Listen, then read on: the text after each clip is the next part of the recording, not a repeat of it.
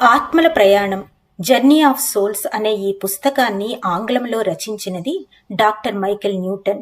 దీనిని తెలుగులోకి అనువదించినది divine bliss publications.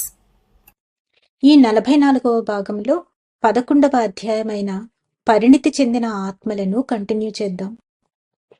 Quantum mechanics అంటే పరిమాణ గతి శాస్త్రం ఆధునిక భౌతిక శాస్త్రంలో ఒక విభాగం. జీవితంలో అన్నీ చివరికి ఘనరూపంలో కాకుండా ఒకటిగా ఏకమై ఉంటాయని భావించే విద్యుదయస్కాంత స్థాయిలో జరిగే పరమాణువుల చలనాన్నింటినీ ఈ సిద్ధాంతం పరిశీలిస్తుంది. న్యూటన్ భూమాకర్షణ సూత్రాలకు అతీతంగా ఒకే కాలంలో జరిగే పనుల క్రియామూలకాలు కూడా కాంతి తరంగాల ఫ్రీక్వెన్సీ, కైనెటిక్ ఎనర్జీలతో ఏకమై ఉంటాయని పరిగణిస్తారు. ఆత్మల ప్రపంచంలో ఉన్న నా సబ్జెక్టులు తమ అనుభూతులను ఒకదాని తర్వాత మరొకటి అనుభవం ద్వారా తెలుసుకున్నట్లు చెప్పారు. కాబట్టి ఇది ఆత్మల ప్రపంచంలో భూత, భవిష్యత్, వర్తమాన కాలాలు మూడు ఒకటిగా కలిసి ఉంటాయన్న భావనకు విరుద్ధంగా లేదా అని మీరు నన్ను అడగవచ్చు. లేదు, అది ఏమాత్రం వేరు కాదు అని అంటాను. నా పరిశోధనలో నాకు ఒక విషయం అర్థమైంది. భౌతిక లోకాలకు వెళ్ళి వచ్చే ఆత్మలు వయస్సు, ముసలితనం వంటి వాటికి అలవాటు పడి ఉంటారు. కాబట్టి వాళ్ళు తమ పురోగతి ఎంతవరకు చెందామో తెలుసుకోవడానికి కాలం ముందుకు సాగుతుంది అనే ఒక భ్రమను కలిగించబడింది. ఈ విధంగా భూత, భవిష్యత్, వర్తమానాలనేవి మూడు విడివిడిగా ఉండవని, అది కేవలం మార్పును మనం ఆ విధంగా వ్యక్తపరుస్తూ ఉంటాము అని క్వాంటమ్ సిద్ధాంతవేత్తలు కాలాన్ని గురించి చెప్పిన నిర్వచనంలో నిజం ఉందని నాకు అనిపిస్తుంది. ఆత్మలు మెలికలు తిరిగిన వరుసల్లో ప్రయాణిస్తారని నా సబ్జెక్టులు చెప్పినప్పుడు కాలము, ప్రదేశము రెండూ కలిసి కాంతి చలనాలుగా ఏర్పడ్డాయని, అవి వాటంతటవే వెనక్కి వంగుతున్నాయని నమ్మే ఖగోళ శాస్త్రజ్ఞుల ప్రదేశము, కాలము అంటే స్పేస్ అండ్ టైం సిద్ధాంతాల గురించి నేను ఆలోచిస్తూ ఉంటాను. అంతరిక్షం తీవ్రంగా వంగితే కాలం స్తంభించిపోతుందని వాళ్ళంటారు. నిజానికి కాలమండలాలు అంటే టైం జోన్స్ ఒక చోట నుండి మరొక చోటికి తీసుకువెళ్లే సొరంగాల గురించి వివిధ రకాలుగా నా క్లయింట్లు చెబుతూ ఉంటారు. అది విన్నప్పుడు భౌతిక అంతరిక్షం వెనక్కి వంగి మెలికలు తిరిగి విశాల అంతరిక్షంలో ప్రవేశ మార్గాలు, కృష్ణబిలాలు అంటే బ్లాక్ హోల్స్ ఏర్పడతాయని, పొడుగు, వెడల్పు, ఎత్తు వంటి కాలమాన ప్రమాణాలకు లోబడి ఉండే ఈ 3 డైమెన్షనల్ విశ్వం నుండి బయటపడడానికి అవి ఉపయోగపడతాయని చెప్పే ప్రస్తుత అంతరిక్ష సిద్ధాంతాలకు గల పోలికల గురించి నేను ఆలోచిస్తూ ఉంటాను. బహుశా అంతరిక్షం, కాలం గురించి అంతరిక్ష భౌతిక శాస్త్ర అభిప్రాయాలు, అధిభౌతిక శాస్త్రం యొక్క అభిప్రాయాలు ఇప్పుడు దాదాపు ఒకే విధంగా దగ్గరికి వస్తూ ఉన్నాయని నాకు అనిపిస్తుంది. ఆత్మల ప్రపంచం వారికి గుండ్రంగా ఉన్నట్లు కనిపించి, ఆత్మల్లా అవి వేగంగా పయనించినప్పుడు వంకర్లు తిరిగినట్లు అనిపించిందంటే అది పరిమితమైనదని, గదిలాంటి మూసి ఉన్న ఒక ప్రత్యేక ప్రదేశమని నేను నా సబ్జెక్టులకు సూచించాను.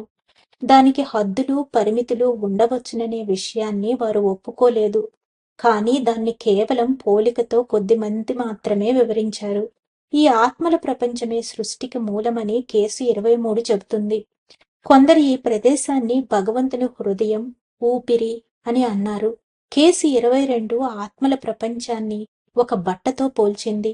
మరికొందరు సబ్జెక్టులు ఆత్మల ప్రపంచాన్ని అతుకులు లేకుండా కేవలం ముడతలతోనే తయారై ముందుకు వెనుకకు రెపరెపలాడుతూ ఉన్న దుస్తులతో పోల్చారు. నిశ్చలంగా ఉన్న నీటి కొలంలో రాయి విసిరితే అక్కడ నుండి వలయాల లాంటి నీటి అలలు వ్యాపించినట్లుగా కాంతి శక్తి నుండి నెమ్మదిగా వలయాల కదలిక ఏర్పడినట్లు వారికి ఒక్కొక్కసారి అనిపించింది. సాధారణంగా అధిచేతనత్వంలో ఉన్న వ్యక్తులకు ఆత్మల ప్రపంచ భౌగోళిక లక్షణాలు సున్నితంగా కనిపిస్తాయి. అస్తవ్యస్తంగా ఉండే భౌతిక ప్రపంచానికి సంబంధించిన భూమ్యాకర్షణ, ఉష్ణోగ్రత, ఒత్తిడి, పదార్థము లేదా కాలం వంటి గందరగోళ పరిస్థితులు అక్కడ ఉండవు. అయినా నేను ఈ ఆత్మల ప్రపంచాన్ని ఒక ఖాళీ ప్రదేశం అని అంటే మాత్రం ట్రాన్స్లో ఉన్నవారు ఒప్పుకోరు. తమ ఆత్మలు నివసించే ప్రదేశాన్ని గురించి పూర్తిగా వివరించలేకపోయినప్పటికీ అదే తమ అంతిమ సత్యమని వారందరూ నొక్కి చెప్పారు. అచేతన స్థితిలో ఉన్న సబ్జెక్టుకు ఆత్మల ప్రపంచం మన భౌతిక విశ్వానికి దగ్గరగా ఉందో దూరంగా ఉందో చూడలేదు.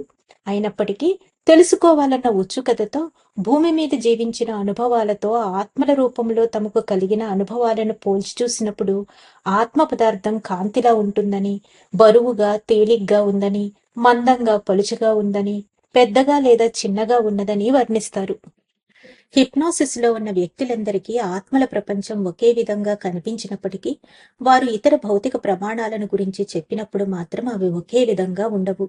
మన భూలోకం తప్ప ఇతర విశ్వాలన్నీ మనం ఏమాత్రమూ ఊహించని స్వరూపాలతో ఆత్మల అభివృద్ధికి తగిన వాతావరణాన్ని కల్పించడానికే సృష్టించబడ్డాయని నాకు తెలుసు. ఒకేసారి 2 కంటే ఎక్కువ సార్లు తన ఆత్మను ఎన్నడూ విభజించకుండా తన సుదీర్ఘ జీవితంలో వివిధ ప్రపంచాలలో తాను జన్మించినట్లు ఒక పురోగమించిన ఆత్మగల వ్యక్తి నాకు చెప్పాడు. అక్కడ గ్రహస్థితులు, అక్కడి జీవుల స్వల్ప జీవిత కాలం వల్ల అతనికి భూమి మీద కాలంతో పోలిస్తే కొన్ని జన్మలు కేవలం కొన్ని నెలల పాటే గడిచాయి. తక్కువ జనాభా ఉండి భూమిలా ఉండే స్వర్గలోకం లాంటి గ్రహం గురించి మాట్లాడుతూ అది భూమికి ఎంతో దూరంలో లేదని చెప్పాడు. అలాగా? అయితే అది భూమికి కొన్ని కాంతి సంవత్సరాల దూరంలో మాత్రమే ఉండి తీరాలి అని నేను మధ్యలో కనిపించుకుని అన్నాను. ఆ స్వర్గలోకం మన విశ్వంలో లేదు, కానీ మన గెలాక్సీలో ఉండే ఇతర గ్రహాల కంటే అది భూమికి చాలా దగ్గరలో ఉంది అని ఓపిగ్గా వివరించాడు. ఒక విషయాన్ని పాఠకులు ముఖ్యంగా అర్థం చేసుకోవాలి. ఇతర లోకాల్లో జీవించినప్పటి సంఘటనలు గుర్తు చేసుకుంటున్నప్పుడు మన విశ్వం యొక్క పరిమితులు వారికి ఉండవు అనిపిస్తుంది. గెలాక్సీల మధ్య లేదా వేరువేరు డైమెన్షన్ల మధ్య ఒక గ్రహం నుండి మరొక గ్రహానికి ఆత్మలు ప్రయాణం చేసేప్పుడు ఆత్మల ప్రపంచం నుండి సొరంగాల ద్వారా తమ గమ్యాలను చేరేందుకు పట్టే కాలంతో దాన్ని కొలుస్తాయి. అవి అంతరిక్షంలో ప్రయాణించే దూరాన్ని, ప్రపంచాల మధ్య గల పరస్పర దూరాన్ని కూడా పరిగణించాలి. ఎన్నో డైమెన్షన్లు ఉన్నాయని కొందరు సబ్జెక్టులు చెప్పిన విషయాలు విన్న తరువాత ఆ డైమెన్షన్లన్నీ చిన్న చిన్న నీటి పాయలుగా కలిసి ఆత్మల ప్రపంచం అనే మహానదిలా ఏర్పడతాయని వారు అనుకుంటున్నారని నాకు అనిపించింది. నా సబ్జెక్టుల మనసుల్లో నాటుకుని ఉన్న వివిధ ప్రపంచాల ఉనికిని క్యాబేజీ పువ్వు పొరల్ని ఒలిచినట్లుగా ఒక్కొక్కటి తొలగిస్తే దాని లోపల ఉన్న మూలతత్వం బోధపడుతుంది. చాలా సేపటి నుండి తిస్సును ప్రశ్నిస్తూ ఉన్నాను. ఆమె అలసిపోయినట్లుగా నాకు కనిపించింది. ఇంతసేపు ఆధ్యాత్మిక విషయాలను గ్రహించగలిగే సామర్థ్యం చాలా తక్కువ మందికే ఉంటుంది. ఈ సమస్త సృష్టి ప్రారంభం ఎలా జరిగింది అనే విషయం గురించి కొన్ని ప్రశ్నలు అడిగి ఈ సెషన్ ముగించాలనుకున్నాను. డాక్టర్ తిస్, సృష్టి మూలం గురించి మరిన్ని విషయాలు తెలుసుకుని ఈ సెషన్ ముగించాలనుకుంటున్నాను. చాలా కాలంగా నువ్వు ఆత్మరూపంలో ఉన్నావు. ఇంతకు ముందు నువ్వు చెప్పిన సృష్టి ఏకత్వానికి నీకు ఎటువంటి సంబంధం ఉంది? సబ్జెక్ట్ చాలాసేపు ఆగి, కదలికలను అనుభూతి చెందడం ద్వారా. మొదట్లో మా ఆత్మశక్తి మూలం నుండి బయటకు వెళుతూ ఉండేది.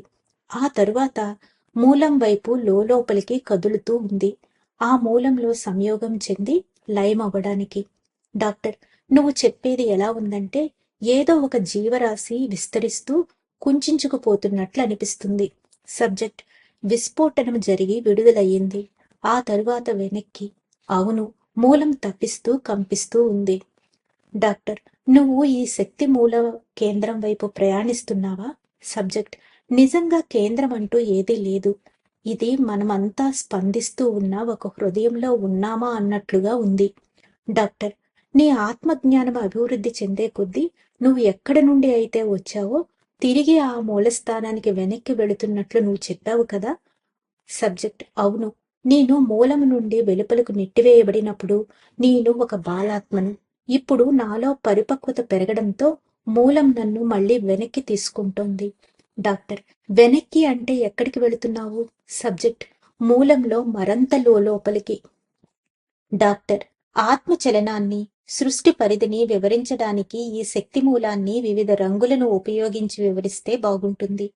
సబ్జెక్టు నిట్టూర్చి, కాంతి మండలాన్ని సృష్టించే విద్యుత్ ఉత్స్ఫోటనంలో ఆత్మలన్నీ ఒక భాగం.